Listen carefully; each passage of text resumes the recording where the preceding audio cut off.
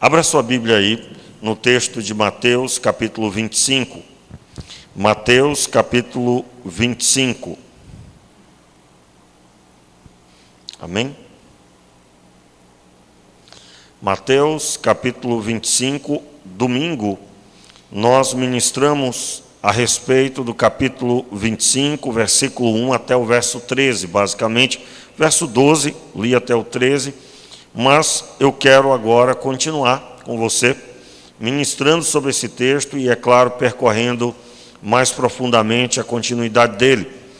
Eu quero ler com você o texto logo no início, logo aí no verso 1, diz assim: Então o reino dos céus será semelhante às 10 virgens que, pegando as suas lâmpadas, saíram ao encontro do noivo. Cinco eram insensatas e 5 prudentes. As insensatas, ao pegarem as suas lâmpadas, não levaram azeite consigo. As prudentes, porém, levaram azeite em suas vasilhas, com as suas lâmpadas. Demorou o noivo a chegar, todas elas ficaram com sono e dormiram. À meia-noite, porém, ouviram um grito: Aí vem o noivo, saí ao seu encontro. Então todas aquelas virgens se levantaram e prepararam as suas lâmpadas. E as insensatas disseram às prudentes: Dai-nos do vosso azeite, as nossas lâmpadas se apagam. As prudentes, porém, responderam: Não seja o caso que nos falte a nós e a vós. E diante aos que vendem e comprai. E tendo elas ido comprá-lo, chegou o noivo. As virgens que estavam preparadas entraram com ele para o banquete de casamento. E fechou-se a porta. Verso 11 até o 13, todos juntos. Mais tarde chegaram também as outras virgens, dizendo: Senhor, Senhor, abre-nos a porta. Ele, porém, respondeu: Em verdade vos digo que não vos conheço. Portanto, vigiai, porque não sabeis o dia, nem a hora que o Filho do Homem há de vir. Vamos orar? Meu Pai, tenha misericórdia de nós. Somente por Ti nós podemos entender a Tua palavra.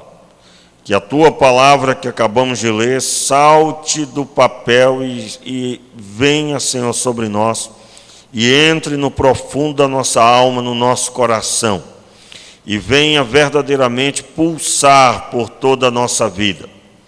Em nome de Jesus, amém e amém. Jesus contou uma parábola narrando um fato bastante importante, que era um matrimônio. Esse matrimônio não tinha um horário para acontecer, ele não, na história que Jesus contou, não tinha um horário para acontecer, não tinha um ambiente determinado aonde essas pessoas deveriam estar. O texto diz que elas saíram ao encontro do noivo, ao que dá a entender estavam em céu aberto, ao relento. E essas pessoas, essas 10 representadas aqui, 5 prudentes, 5 insensatas, são um simbolismo do que o Senhor vai encontrar no dia da sua vinda. O casamento, na linguagem do judeu, era o que se tinha de maior celebração. É claro, as coisas do Senhor, elas estão em grande celebração, mas elas não têm sentido sem a maior instituição, que é a família. As famílias se reuniam ao redor do Senhor. E aqui Jesus utiliza na sua história esse fato, um casamento, como sendo o motivo da reunião de pessoas. Porém, metade delas estava preparada para participar e a outra metade não. Nós encontramos aqui Jesus deixando claro que ninguém sabe que dia e que hora que o Senhor vai vir para se encontrar com os seus. Mas ele dá um entendimento claro que nesse dia Haverá pessoas que vão achar que estão prontas e não estão.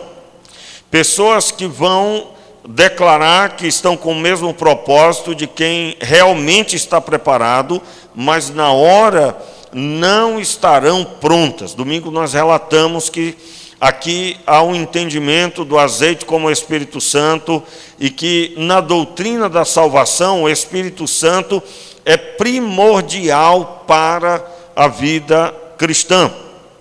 Ninguém pode viver o cristianismo sem a presença, sem o agir do Espírito Santo. O Espírito Santo ele vem morar dentro da pessoa com o objetivo de sarar o coração, pois o coração é o lugar da enfermidade. Quero lembrar aí o princípio do coração, né? Por que a Bíblia fala coração? No texto original, você vai encontrar uma outra linguagem. Vai encontrar uma outra linguagem, que é o entendimento de que são as entranhas, né? Quando a voz do Senhor, quando ela vem nas entranhas. O entendimento do judeu no texto grego é que havia uma influência sobre o homem, e isso acontecia nas entranhas desse homem. O ato de se alimentar corretamente e a alimentação dentro do princípio da palavra de Deus dava o entendimento como se é nesse ambiente do corpo, desse santuário, que Deus vai ministrar a sua palavra. E até hoje você sabe que uma pessoa, quando está emocionalmente abalada, quase sempre ela tem problemas também relacionados ao seu estômago. E o entendimento do judeu era esse. O texto, na tradução do texto original, você vai encontrar, quando é citado coração, na verdade é o entendimento das entranhas. Mas para o português, a linguagem correta seria o coração. Por quê? Porque o coração, na nossa cultura, no entendimento do uso do português, é muito mais adequado. E aí nós compreendemos o coração, as emoções, tudo que flui no coração de uma pessoa é o que determina as suas atitudes. Numa linguagem, usando o termo coração, o sangue que pulsa no corpo, por todo o corpo, é pulsado, é movido por causa do coração. Então, se Deus age nesse lugar, esse agir de Deus vai por todo o corpo. Mas não é o corpo que nós estamos dando ênfase aí, mas um simbolismo do que Deus vai agir na vida da pessoa, nos relacionamentos, no entendimento que ela tem sobre Deus, no entendimento que ela tem sobre a sua própria vida.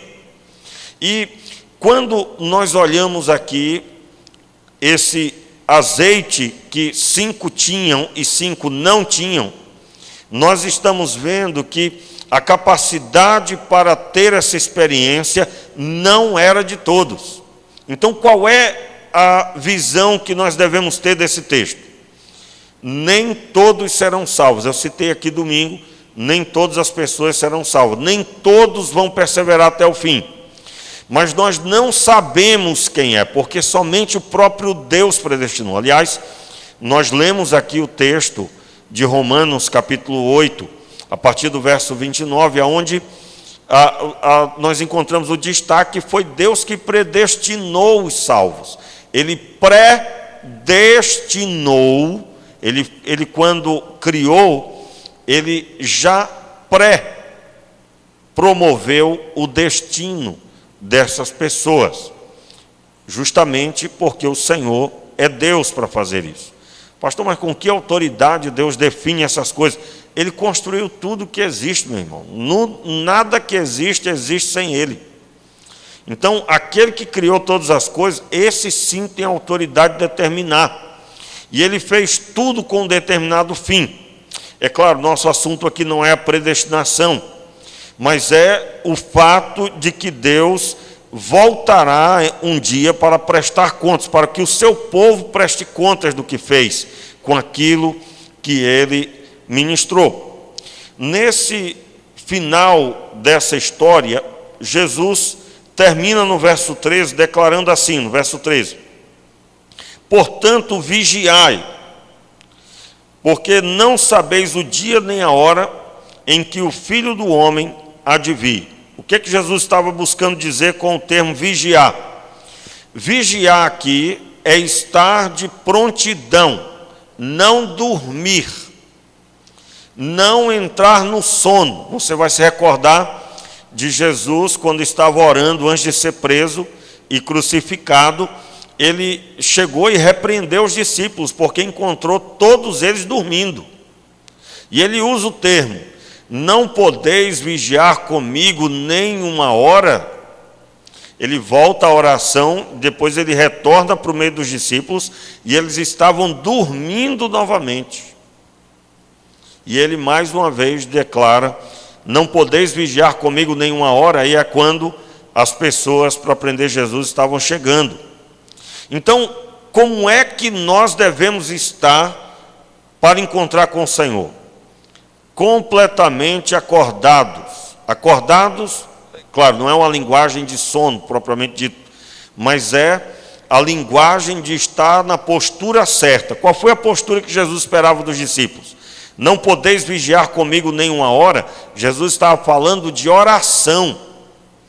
E a oração, ela tem uma representatividade. As pessoas que estão conectadas com Deus nas horas difíceis é porque sabem o valor que é o Senhor e a sua presença.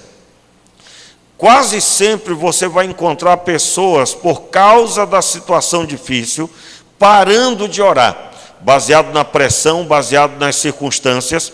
Eles não conseguem orar, mas justamente, dado as circunstâncias, é que eu devo vigiar. Vigiar, se manter alerta, significa estar em pleno relacionamento com Deus. Nada, absolutamente nada pode tirar de você essa postura. Você está em oração, você está em comunhão com Deus, você está algum tempo sem se colocar diante do Senhor, então você parou de vigiar. O vigiar significa estar mantendo o relacionamento com Deus, mesmo mediante a pressão. E aí, depois do verso 13, vem a parábola dos talentos, e é a ênfase que eu quero dar hoje.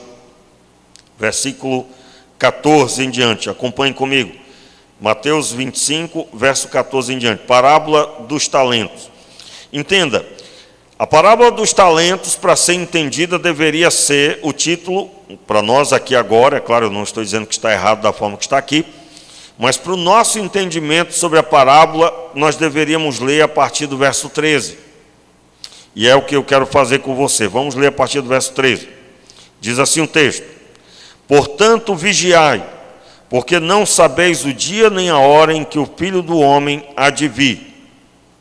Pois será como um homem, entenda, o versículo 13 finaliza, e o verso 14 está ainda conectado com a fala do verso 13. Quantos perceberam isso? Então vamos ler de novo, verso 13. Portanto, vigiai, porque não sabeis o dia nem a hora que o Filho do Homem há de vir. Pois será como um homem que se ausentou-se do país, chamou os seus servos e entregou-lhes os seus bens. Entregou o que, irmãos? Os seus bens. Veja o que ele fez. A um deu 5 talentos, a outro 2 e a outro 1. A cada um conforme a sua capacidade. Repita comigo. A cada um conforme a sua capacidade. Então partiu. O que recebera 5 talentos negociou com eles e ganhou outros 5 talentos. Do mesmo modo, o que recebera 2 ganhou também outros 2. O que, porém, recebera 1 foi cavou a terra e escondeu o dinheiro do seu senhor. Muito tempo depois veio o senhor daquele servo e ajustou contas com eles. Então, o que recebera 5 talentos, se aproximou e entregou-lhe outros 5 talentos, dizendo: Senhor, confiaste-me 5 talentos. Olha, aqui estão outros 5 talentos que ganhei com eles. O seu senhor lhe disse, repita: muito bem, servo bom e fiel. Sobre o pouco foste fiel, sobre o muito te colocarei. Entra e participa da alegria do teu senhor. Chegando também o que tinha recebido 2 talentos, disse: Senhor, entregaste-me 2 talentos, olha, com eles ganhei outros 2. Disse-lhe o seu senhor: muito bem, bom e fiel servo.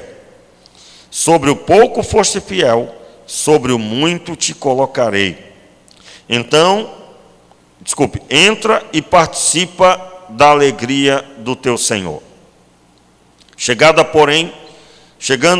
porém, o que recebera 1 talento, disse, repita: Senhor, eu sabia que és um homem duro, que colhes onde não plantastes e ajuntas onde não espalhastes. E com medo escondi na terra o teu talento. Aqui tens o que é teu. Respondeu-lhe, porém, o seu senhor: servo mau e negligente, sabias que colho onde não plantei e ajunto onde não espalhei?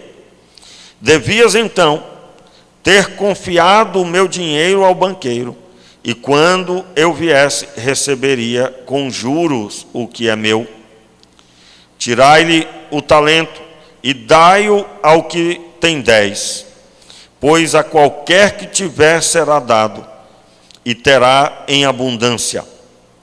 E ao que não tiver, até o que tem lhe será tirado. Lançai para fora o servo inútil nas trevas, ali haverá choro e ranger de dentes. Mais uma vez, Jesus agora expressa a realidade que será o julgamento, a realidade que será o dia do encontro com o Senhor. Nós vamos observar no texto que, primeiro, esse Senhor que viajou, que foi embora, ele entregou os seus bens nas mãos dos servos. E o primeiro recebeu 5, multiplicou, o segundo recebeu 2, multiplicou, deu a porção dobrada, mas o que recebeu 1 não conseguiu fazer nada além de enterrá-lo e devolvê-lo. O texto diz que o Senhor daqueles servos deu conforme a capacidade de cada um. Veja que aquele que tinha capacidade para receber 5, realmente multiplicou e teve o dobro para a parte que recebeu, devolveu, e a mesma quantidade também.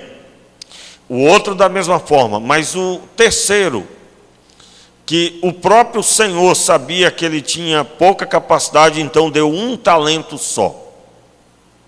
E ele devolve esse único talento.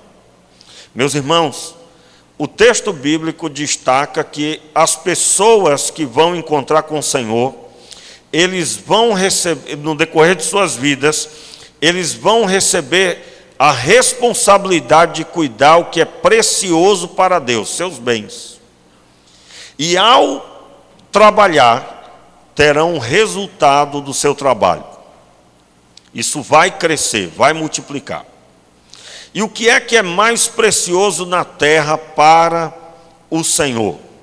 Seria o dinheiro? Deus tem por precioso o dinheiro? De forma alguma. Absolutamente. Não.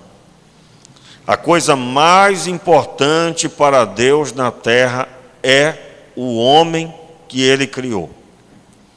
que o próprio Deus criou os céus e a terra para colocar este homem nela. Você sabe do princípio que está logo no início do texto de Gênesis. No princípio criou Deus os céus e a terra era sem forma e vazia. Sem forma porque Deus não tinha feito o que fez durante os 5 dias. A forma da terra seria com os rios, os mares, com os animais e a flora, todas as plantas. Mas a terra também era vazia. E o termo vazia é porque o grande alvo de Deus era preencher a terra com o homem que ele criou à sua imagem.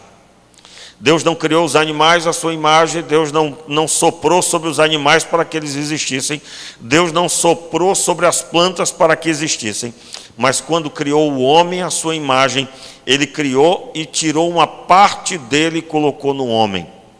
O homem tem extremo valor, de forma tal que Deus sopra nas narinas do homem e o homem se faz alma vivente. Ele se faz alma vivente. Por isso que, por mais que gostemos dos animais que temos, você que tem um cachorro em casa, a maioria, eu acredito, deva ter ou já teve algum animal de estimação, por mais que você goste dele, meu irmão, ele não foi criado com o sopro de Deus, ele não vai morar no céu. Lá no céu não vai ter pet, não vai ter nada disso, absolutamente. Todas essas coisas foram criadas para o homem, e o homem utilizando bem para a glória de Deus. Mas absolutamente o que Deus tem de mais valor é o homem que ele criou na terra. Por isso que ele veio salvá-lo em Cristo Jesus. Aliás, toda pessoa que está me ouvindo agora, ou que está aqui no templo, se você já passou ou atualmente você despreza o valor que você tem, essa palavra que eu estou ministrando é para você.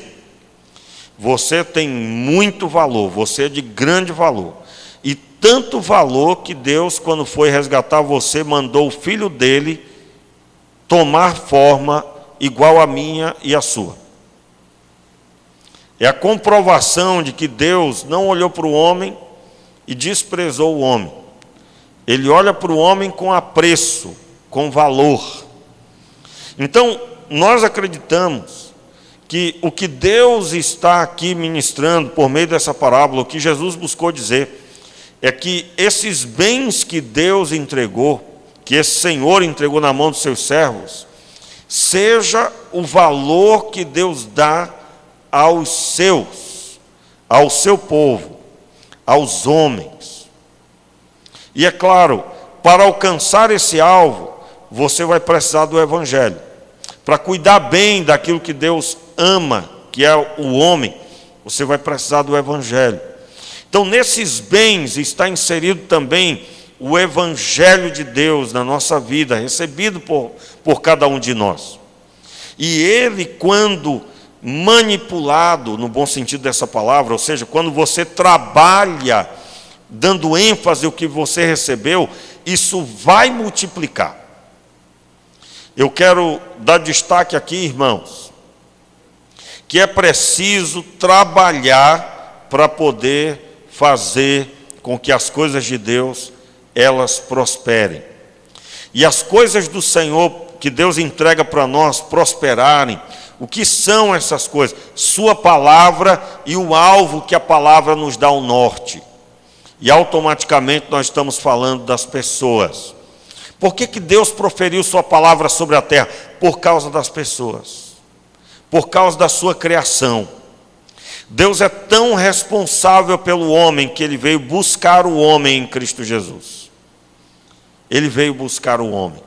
Então, quando nós olhamos para esse texto, nós precisamos observar que os 2 servos que tiveram êxito foram pessoas que, ao utilizar, ao tomar para si aquilo que não era seu, era do seu Senhor, eles trabalharam para mover, trabalharam com aquilo que receberam para que aquilo se multiplicasse.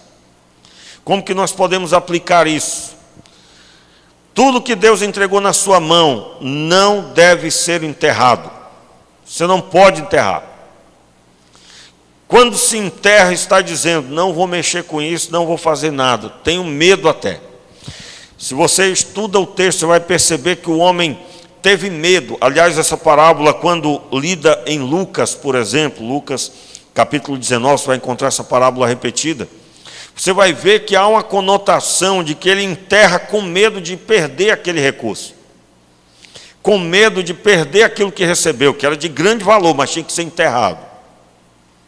Meus irmãos, o que Deus tem entregue nas nossas mãos não é para ser enterrado. O que é que tem acontecido em tantos lugares? Eu espero que não na sua vida. Eu espero que você que está em casa esteja bem atento ao que eu estou aqui ministrando. Deus entregou nas suas mãos o que Ele tem de mais precioso. Sua família não pertence a você, pertence a Deus. E você só é mordomo. Você está fazendo o que daquilo que Deus tem te entregado? Deus te chamou ao ministério, Deus te deu talentos para utilizar na igreja, Deus te deu vários dons, talentos que muitos até gostariam de ter. Talvez você toque um instrumento, mas enterrou isso. Talvez você foi chamado para pregar a palavra, mas permitiu o medo de ir a um púlpito e pregar, entrar no seu coração e você então enterrou isso.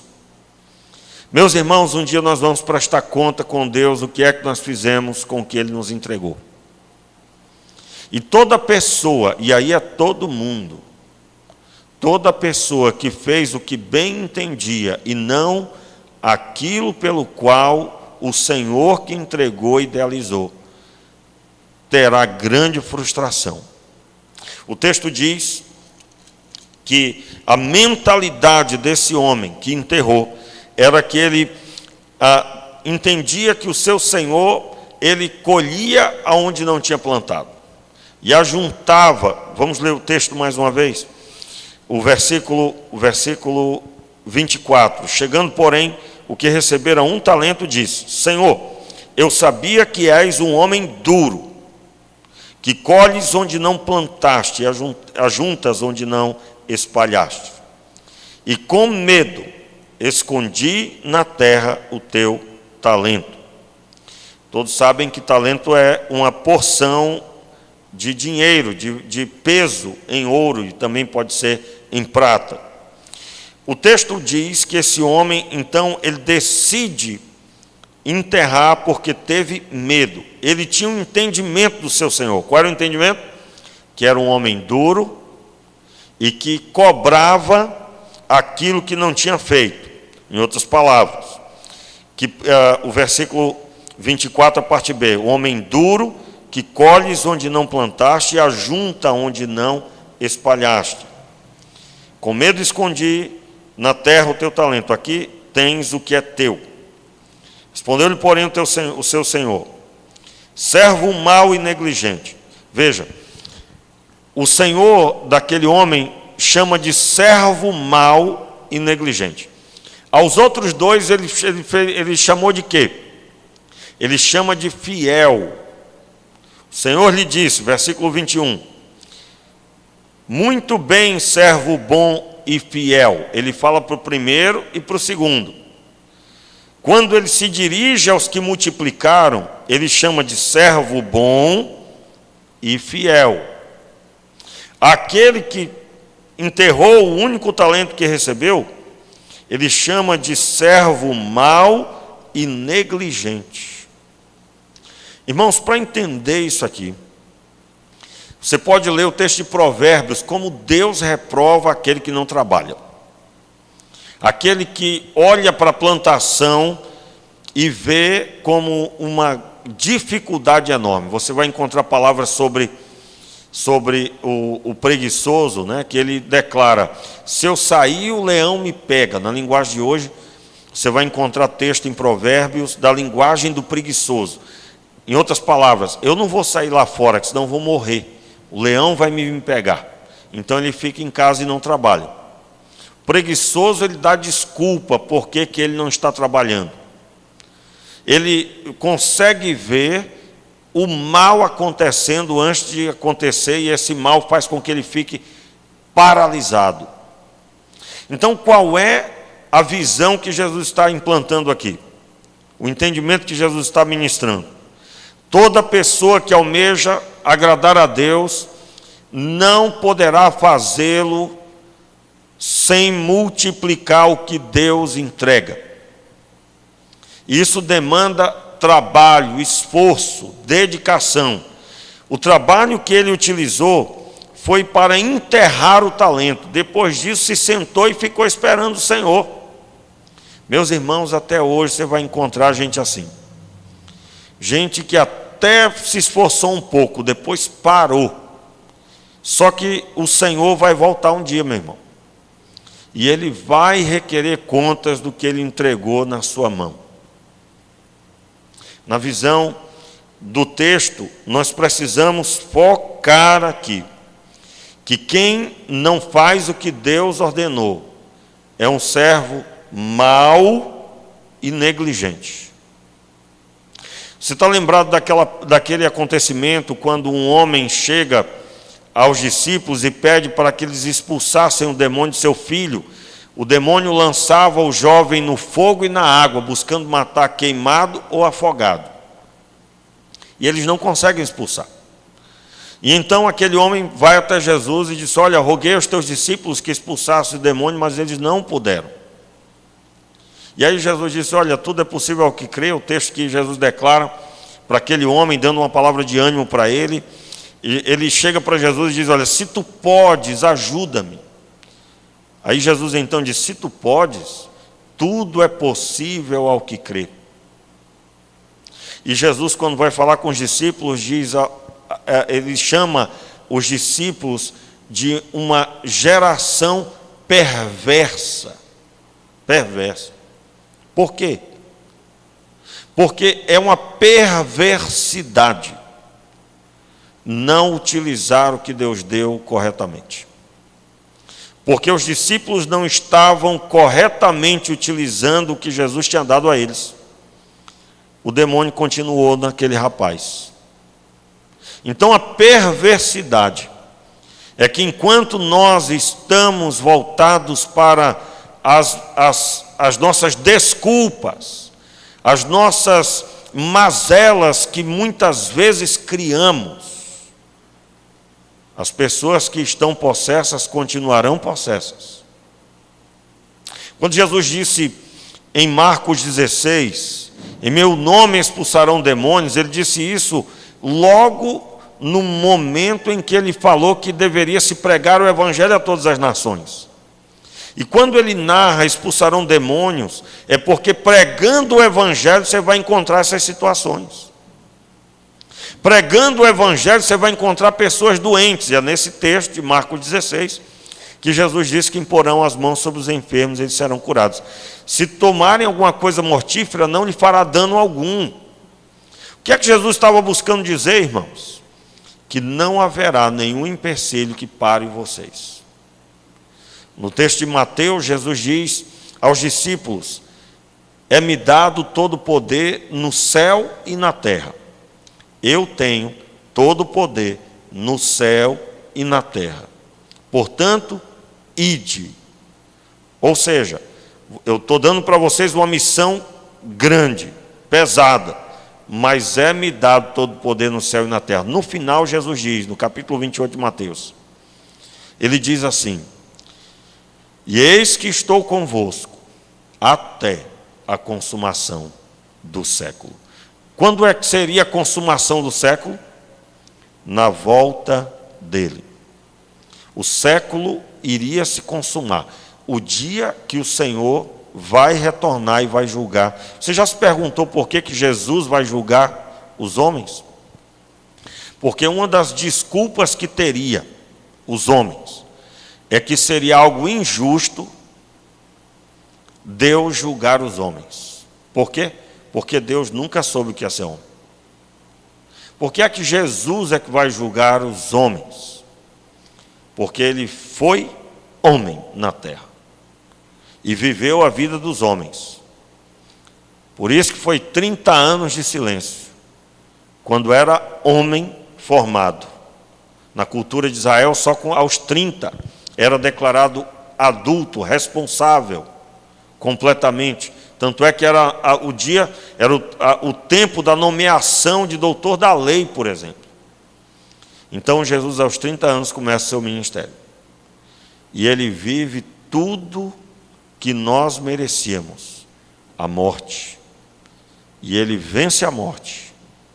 Assenta-se ao lado de Deus, à destra, do lado direito, simbolismo de que é aquele que é o braço de Deus na terra.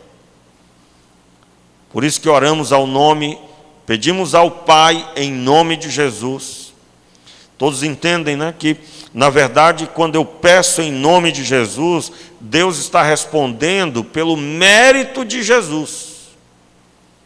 É o mérito de Jesus que faz com que a resposta à oração venha. E é claro, dito por uma pessoa que é discípulo de Jesus. E por pisar as pisaduras do seu mestre, recebe o benefício do seu mestre. Meus irmãos, o texto da palavra diz que esse homem foi chamado de mau e negligente. Negligente porque ele não era para ter enterrado, era para ter utilizado e multiplicado. Se você está de braços cruzados espiritualmente, meu irmão, pare agora de fazer isso. E comece a trabalhar e pôr a mão no arado. E isso demanda esforço. E esse trabalho não é um trabalho na igreja local. E olha que nós estamos precisando, tá? Mas não é um trabalho na igreja local. Hoje aqui, na transmissão, estava por um momento, depois alguns irmãos foram ajudar, mas tiveram que sair daqui do louvor para ir ajudar na transmissão.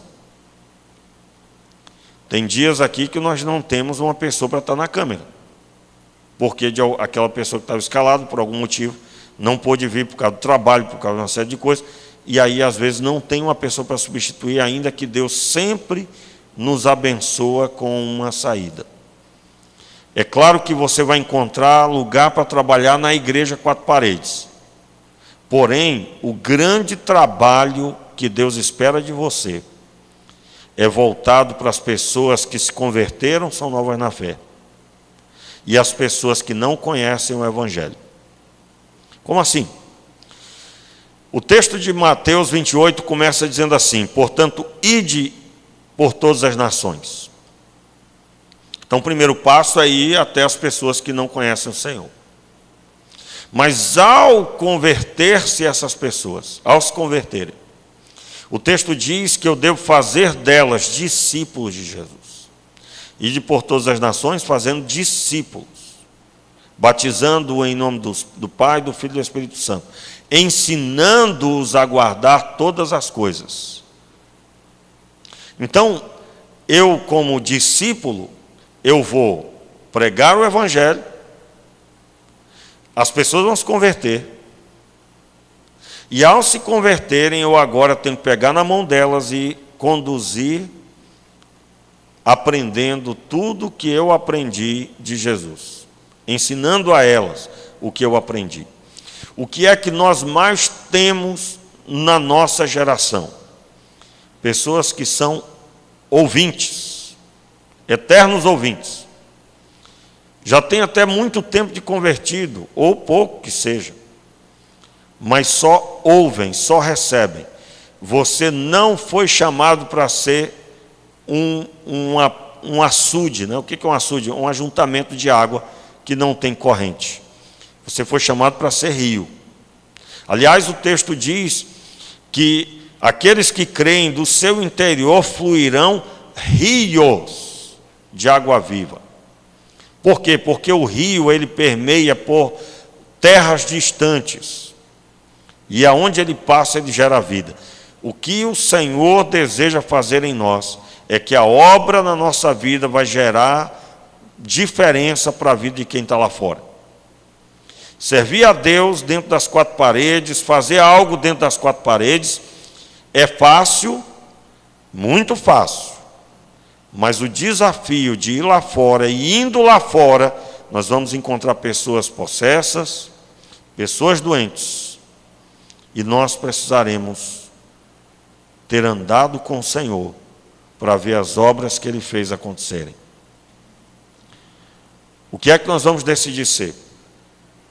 Negligentes? Negligenciar o trabalhar para Deus?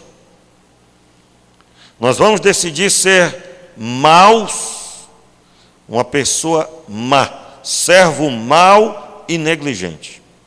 Aí é claro, o texto diz, né? Verso 26, acompanha, a parte B. Sabias que colho onde não plantei e ajunto onde não espalhei. Eu sei que quando você lê no verso anterior, né, na voz do servo mau e negligente, eu escondi porque eu sei que o Senhor é homem duro, que plantas onde não colhes, e aí vai. Irmãos, há uma verdade aqui, só não na conotação desse servo. Quem planta não é o Senhor da vinha. Você lembra das parábolas da vinha, da plantação? A vinha, ela tem um dono, mas ele colocou para cuidar delas os trabalhadores. Você está lembrado das palavras de Paulo sobre esse assunto, quando aos irmãos de Corinto, ele utiliza da seguinte fala para falar sobre o Senhor e a quem nós devemos dar realmente honra. A igreja estava dividida, uns diziam, eu sou de Paulo, eu sou de Apolo, eu sou de Cefas, e alguns diziam também, eu sou de Cristo. Eu recebo a ordem só se Jesus falar. Se Apolo falar comigo, eu me submeto. Se Paulo falar, eu me submeto. Se Cefas falar, eu também me submeto. A igreja estava dividida em Corinto. E Paulo diz assim, quem é Apolo? Quem é Cefas? Um plantou, o outro regou. Mas quem dá o crescimento é o Senhor. Ou seja, meu irmão, o que adianta dar ênfase a quem planta, a quem plantou a semente, ou quem regou? Se a capacidade de fazer a planta crescer vem de Deus, a quem nós devemos obedecer genuinamente? Ao Senhor que constituiu tudo isso, e sem Ele, tudo que nós fazemos não encontrará êxito. É o que Paulo estava dizendo. Agora, eu estou citando isso só para citar para vocês a linguagem de que realmente o Senhor não planta e nem colhe. Ele faz com que o que nós fazemos tenha êxito. Ele dá o fôlego, Ele sopra nas narinas. E eu quero convidar você, meu irmão, a refletir sobre o que Deus entregou nas suas mãos. E eu quero convidar você a romper com a negligência. Motivos que levam a pessoas a ficarem negligentes. Um entendimento errado sobre Deus. Veja que no texto onde Jesus conta a parábola, ele não repete as palavras do servo. Verso 24, o servo diz assim sobre o Senhor, chegando, porém, o que recebera 1 talento, disse, Senhor, eu sabia que és homem duro. Quando na parábola o Senhor fala sobre si mesmo, o que ele diz?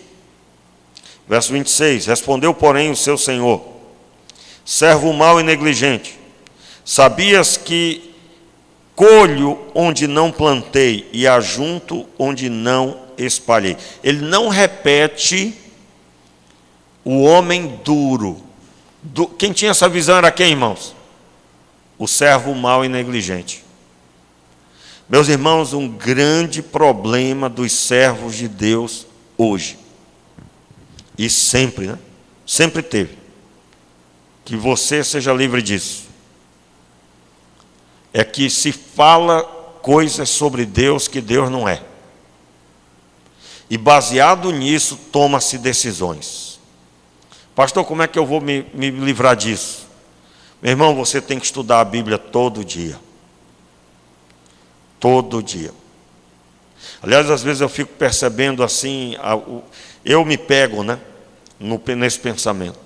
Irmãos, eu tenho buscado aprender da palavra todos os dias há mais de 25 anos.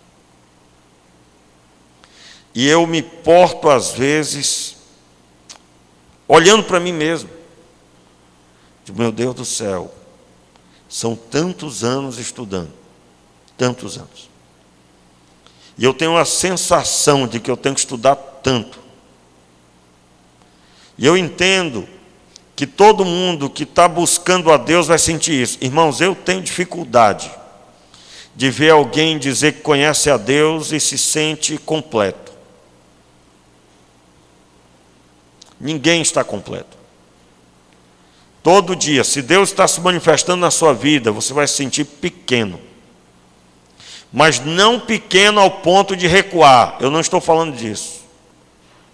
Eu não estou falando de pequeno ao ponto de se sentir sem capacidade. Eu estou falando de ter percepção da sua pequenez, mas da grandiosidade de Deus. Quanto mais Deus se manifesta na nossa vida, meu irmão, mais nós vamos conhecê-lo e mais nós vamos avançar. Se você é uma pessoa que vive freando a sua caminhada, você ainda não entendeu o suficiente para avançar.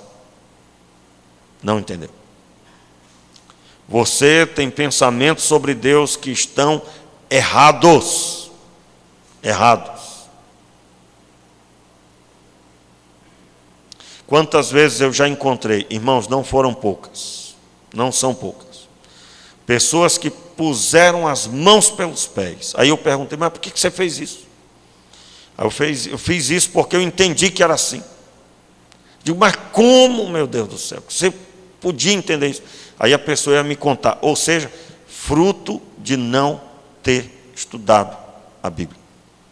Uma das vezes que eu não me esqueço, eu não consigo me esquecer.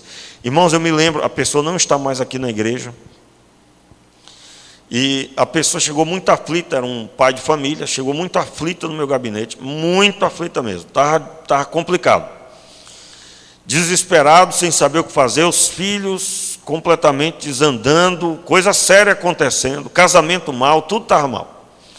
Aí eu ouvi, e depois eu fui perguntar.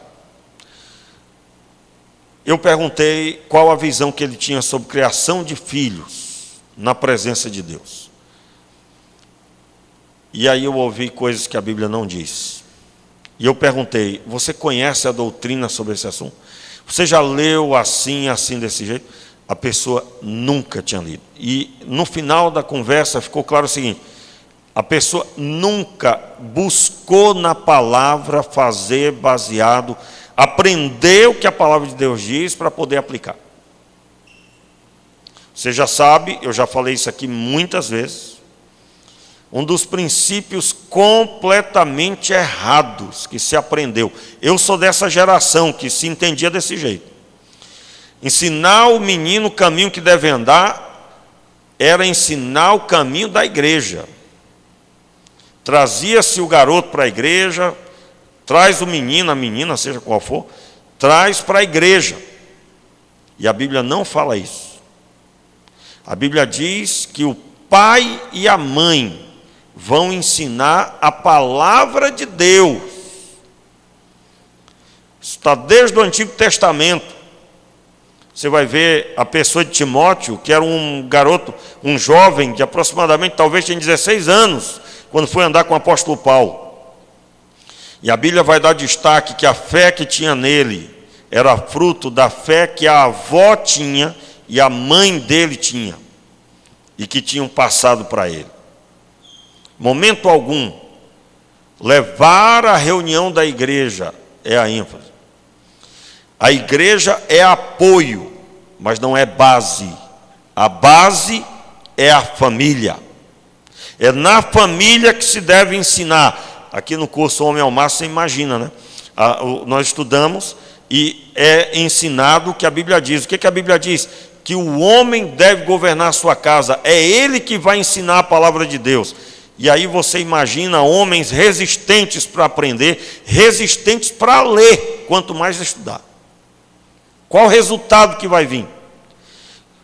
Em outras palavras, vai querer o resultado abençoado e não terá. Não terá. Claro que entra a misericórdia de Deus, quantas pessoas não fizeram isso, e os filhos estão no caminho do Senhor, que coisa boa, aleluia. Porém, a forma correta é um pai que sabe a palavra. Se você ler, por exemplo, uma falsa verdade que as pessoas têm, né? É como se as mulheres na Bíblia não conhecessem a Bíblia, que é uma inverdade. Você lê a oração de Maria, quando ela ouve a voz de Deus na pessoa do anjo, você vai ver uma oração repleta de conhecimento bíblico. Repleta.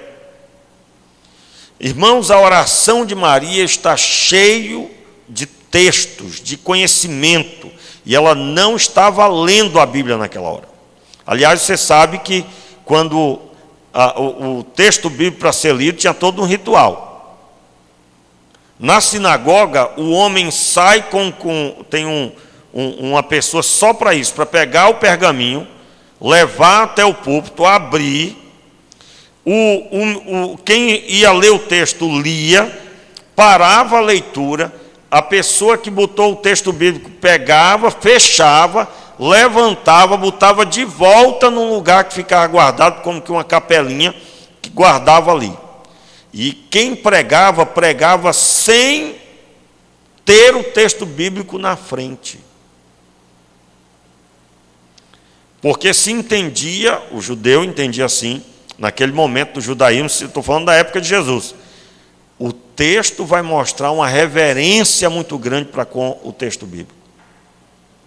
Então, o servo mau e negligente é porque ele não conhecia a Deus, não conhecia o seu Senhor. Ele tinha pensamento sobre o seu Senhor que não tinha nada a ver. Nada a ver. Só para você ter uma ideia, irmãos, como é um coração duro. Nós temos corações duros, e eu estou falando de uma forma geral. Todo ano, o que é que nós temos? Natal. Aí tem aqueles crentes perguntando, pode isso? Pode aquilo? Meu Deus do céu. A pergunta é o primeiro Natal da pessoa?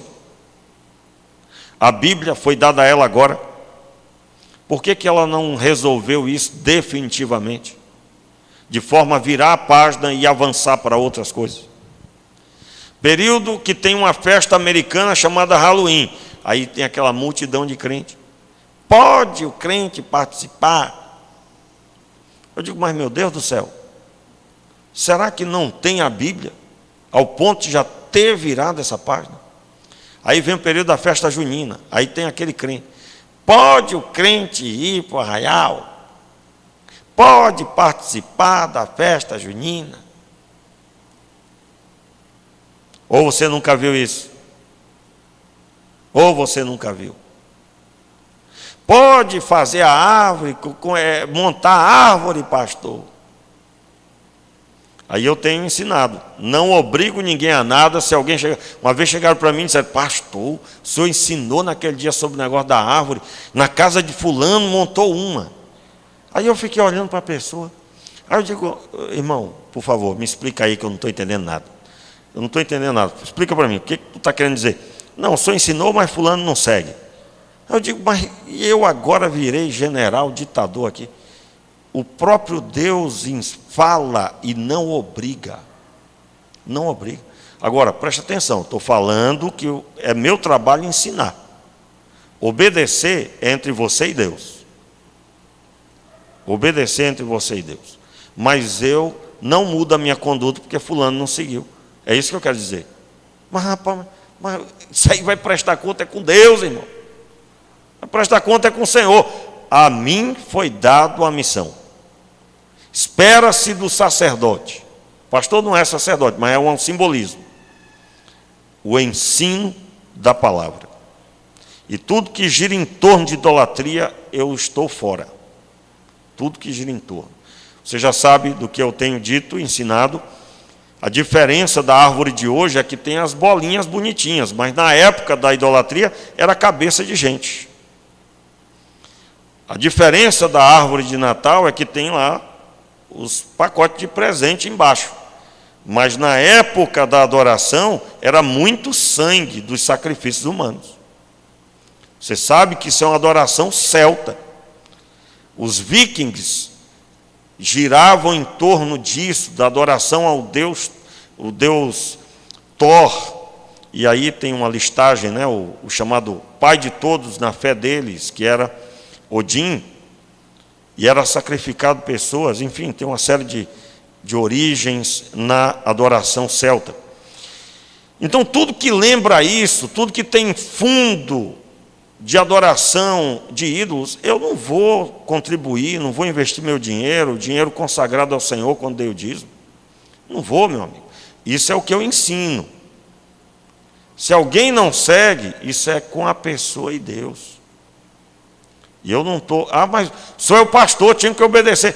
Meu irmão, não funciona assim, querido. Cada um tem o Espírito Santo. E cada um deve entender, prestará conta de sua vida. Se a pessoa entende que não tem problema, no final, conforme o próprio texto diz, inúmeros textos, pelo menos 2 textos dizem, que no final, o que for palha vai queimar. E vai ficar só a realidade. Meus irmãos, que Deus tenha misericórdia de nós e que nós venhamos a multiplicar o que Deus tem nos entregado.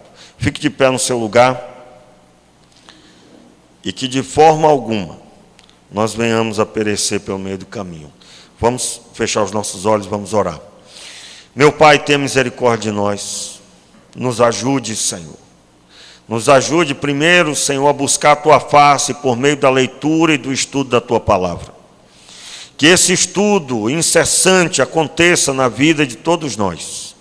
Que nós venhamos a ansiar por Ti de forma que venhamos a nos dar totalmente. Meu Pai, nos ensina quem é o Senhor. Nos mostra como o Senhor é, como o Senhor gosta que as coisas sejam. De forma que possamos sair da inércia, deixar de sermos maus e negligentes.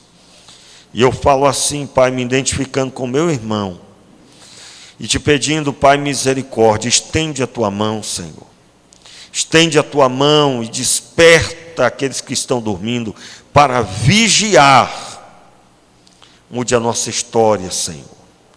É no nome de Jesus que oramos. Levante as Tuas mãos. Pai,